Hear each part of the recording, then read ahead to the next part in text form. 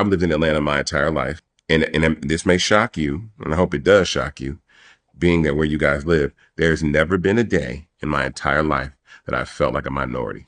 I have no idea what that feels like. Wow. I have no idea to walk into any restaurant, any building, any establishment, and kind of get the cold shoulder or feel like I don't belong or anything like that. I have no concept of that. In the city of Atlanta, Georgia, I can't. So I can't. That was my next question. I can't. Now once we get outside. Okay. See, so he said he was going to sell me on Atlanta. So I'm selling you on Atlanta. He was like, I need to be here. So that's what I was going to ask you. What is the difference between Atlanta and Georgia?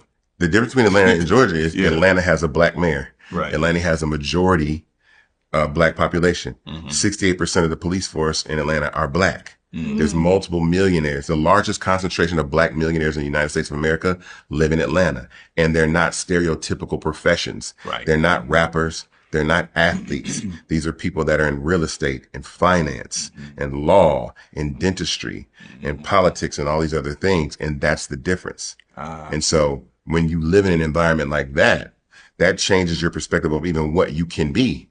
So if you live in another city, the only people you see make it out your hood are ball players, dope boys, and rappers, then that gives in your mind, that's what I can be, or the best opportunity for me to be something that I can be. Right. In Atlanta, if I'm driving down the street and when I'm young, we go over somebody's house when I'm a kid and I'm like, oh, they got this dope ass house. What does he do? Oh, his dad's a dentist. Right. His dad's a doctor. You're like, oh, okay. Yeah. Which is one of the reasons why you had this convergence of artistry and talent. It's a funny story. I'll keep it semi-PG, but I remember when LA and Babyface moved to Atlanta, they got here in like 89, right? Yep. But one of the main reasons they got here is because Pebbles came out here because she was married to LA and she went right back to LA and said, we're moving to Atlanta.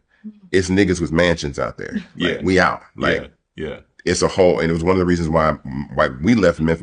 We moved from Memphis to LA, and I was like 1 or 2 years old. And I was like, I'm not raising kids in LA, and they heard about Atlanta, and then that's why we came here. I was always curious of how LaFace winded up down here. Oh, Pebbles? All places, because they were in LA, right? They came from Memphis, Kansas City, right? You know what I'm saying, Cincinnati, and they went out there and started producing, and then Pebbles was like. Yeah. Even when you hear Deion Sanders talk about why he chose Atlanta, is because he said, I saw doctors and lawyers and police chiefs and they look like me.